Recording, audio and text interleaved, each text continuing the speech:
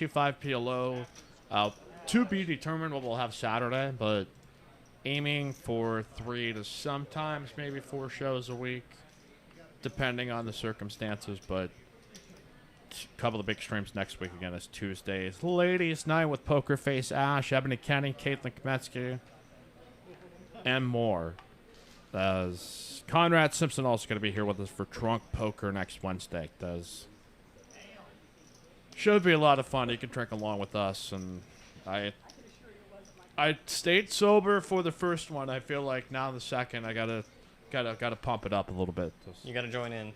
Yep, at least just partially. We got John D opening to 75 under the gun 1. K-Rock Bastion with the call next to acts. Queen Jack and Jack 10 suited respectively. Gordon gonna find A6 of spades in the straddle. Gonna complete 240 in the pot. And John D flops the nut straights. K-Rock Bastion top pair and an open ender. And Gordon with a gut shot to the bottom end with a backdoor flush draw. John gonna bet 150 into 240.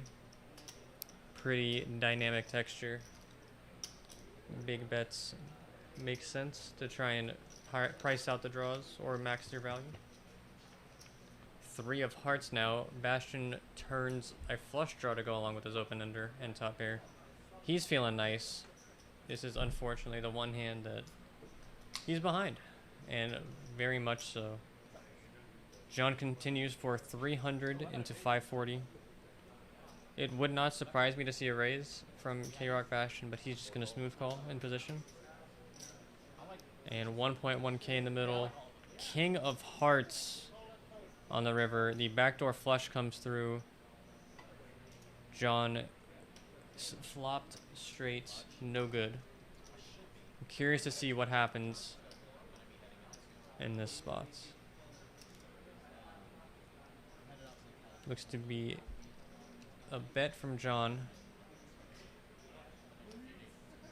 Deciding how much. They are both just under $5,000 effective. That's a big bet. Looks like 1.5 thousand. 1.4. 1.4 into 1.1 with the flop nut straight that was beaten on the river by the backdoor flush. And to this size, Bastion's gonna be in a tough spot. It's unlikely that you're beat, but how often do you get called by worse? Is the only question he's asking himself. I guess you can attempt to maybe min raise, but the call seems more like the real option. As John D probably wondered, like, what were you waiting for? But it's also so much strength being signified that it has to give him at least a little bit of pause that potentially, it's not impossible to have somebody like a 7 of hearts or something like that. Yeah, the other hand is like Queen 9 of hearts maybe. So it's a pretty slim range of hands that beat you, but a hand like Queen Jack doesn't feel great to a raise, or will most likely not call a raise. So out there, and this passes through without a problem. DQ says, I spoke to Lexa Poker today on the phone about making sure he stops by Palm Social when he comes to town at the end of October. I was telling him how awesome the club is. Well, that's why we love DQ. That's what I like about Texas. Appreciate you, buddy. David Pratt pointing. I'm surprised, Nick, from you to point this out. Thumbs for Gordon with the Bushwood Country Club hat. You guys didn't notice that. It'll be coming right around there. You can see it as clear as day. All right, Rhonda here with a 3-bet to 200 in the cutoff. John D going to make the call heads up with ace queen. Could be max pain potentially for John. Rhonda maybe with an opportunity to double up here as around 2.6k. I feel maybe she has around that amount, but that looked right from what I remember. But I just remembered actually, J1 had talked about starting a vlog up back in that conversation. So J1's got it. Oh, trips versus trips. Rhonda should be able to get a full double if we don't get the Squirreliest River. Potentially. I guess there's still some opportunities. Yeah, 4-3 or queen stops her from taking it down. She bets rather large, 475 here. And I don't know if she's really expecting that she's up against another ace-X here in this spot. That's... And I think a jam from John would be a mistake, but I expect him to go call from Rhonda.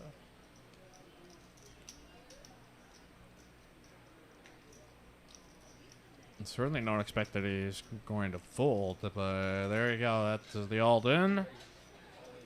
And waiting on a call from Rhonda. She will likely review here for a moment just to... But it's going to be a call, so it will go to the river, but go see if it go 1 or 2 times. And it looks like a 7.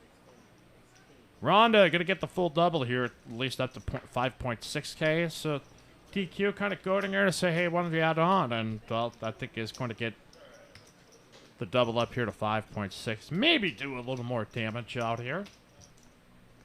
So I think you can be pretty selective in your calls on river. Yeah, good food for thought for you multi-way players is the more players you have and the more strength that you're getting, it's just, unless you literally know the person or know some of their habits pretty well, like it's tough to get 3 straights and feel like third pair can be good enough a percentage of the time, but John D loving life as he's got kings. And there's already the 40 straddle out there, so... Got a raise to 175.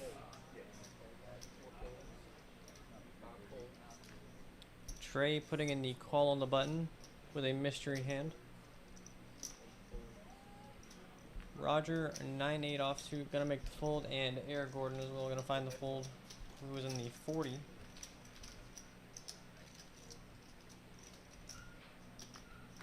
Heads up, 425 in the middle. Under the gun versus button with a mystery hand. Yeah, we've not seen that too often tonight. All the hands have been scanning fairly well. What was the thing that they used to have on the WSOP? Like the Jack Link's whole cam or something? Oh, they had Jack Link's beef jerky. Yeah, like... Yeah. I don't know if they, like, the ESPN Productions went away from the whole card cameras or if they still do that with a more advanced technology, if there is more RFID technology that's being used on some of those broadcasts. Maybe somebody knows that, but I'm actually genuinely curious if they've totally removed themselves from that technology. Or John D still here with kings, and Trey had called the 175 bet, so you can bet there's some 10 jacks. King jacks, 7-8s, 7-6s, 9-8s, 9-7s, maybe some spade draws if he is going to continue here. He's actually going to put in the raise up to 16.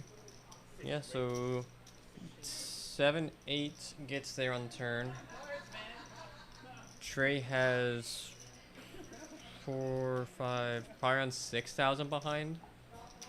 Ish, 6 to 7. On top of his 16. So somewhere between 7 and 8. John in a bit of a tough spot now. With kings. With the king of spades. Gonna make the call. Now Trey is not all in. We just don't have the right number on his stack after he rebought. So that might be a number that we adjust here momentarily, but we can see he's got at least like 4K left. Yeah, 4 in pink plus like 5. I think it's something around 6, maybe a little less than 6.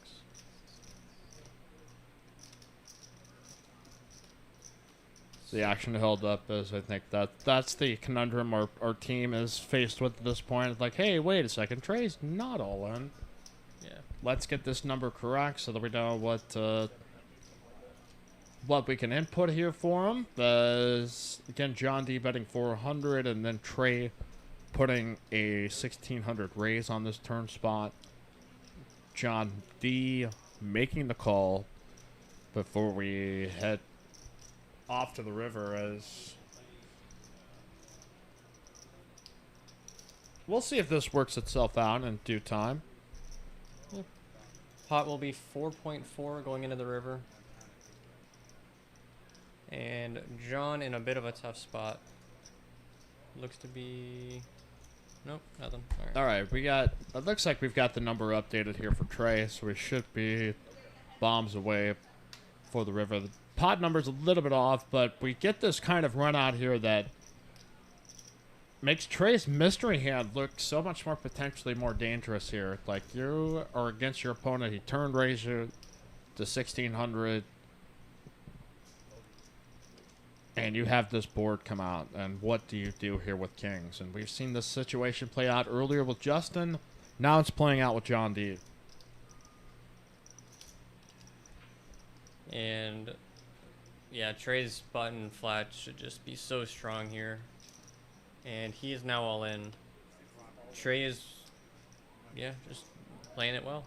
I think John's really restricted himself to strong one-pair hands, just due to pre-flop and how the hand is played out. It'd be unreasonable if Trey had like ace-8 of spades, maybe? I don't know. Maybe we can get him to fan his cards and... Yeah, hopefully we'll see them turn over. But I don't honestly expect John to call. If you were going to call with kings here, I think you would prefer to not have a spade. Just in case he has like king 10 of spades or something like that. I agree. King 10 of hearts, something like that, so... Trey stoic here, but... Yeah, Jack 10 is the only real bluff that I can find. At least that's obvious. Unless he's turning a hand like ace 6 of spades or ace 7 of spades into a bluff. Johnny Grove thinking it's ace queen. That's not irrational either, but I feel like there's going to be more often a time where Trey might check that back here on river, but... Yeah, I think he would rather raise flop than raise turn as well. Turn is pretty dubious for ace queen, especially on a lot of rivers. Prefer to maximize the value you're getting from John's range on the flop. I have to feel like maybe it's 9-8 or... He makes the call. Pocket sevens. See river to set. So we all guessed wrong. So that does make sense that he would put in the turn raise with the 7 of spades after the 6 turns, and then goes for the jugular. And nobody gets it right here in the chat of guess the mystery hand. And Trey kept us all guessing, and then hits the one card he needed. Well, I guess not the one. He could. 8s are also good for him. And that is quite a hit there for John D. That, single pair of hands in this particular spot just are gross to have to go through. As another fantastic edition of Guess the Hand here on Live at the Palms. I think we have got about a half hour more to go here on the live stream. They're 3.5 hour shows. I think are a nice little sweet window between production and crew. That last half hour will kill you if you go through 4 or 5 or 6, but I could see us in the future having like a marathon stream, 5, 6, 7 hours, if the game were to warrant it. And the only way we can do that is continue to grow the channel. Just make sure to like and subscribe.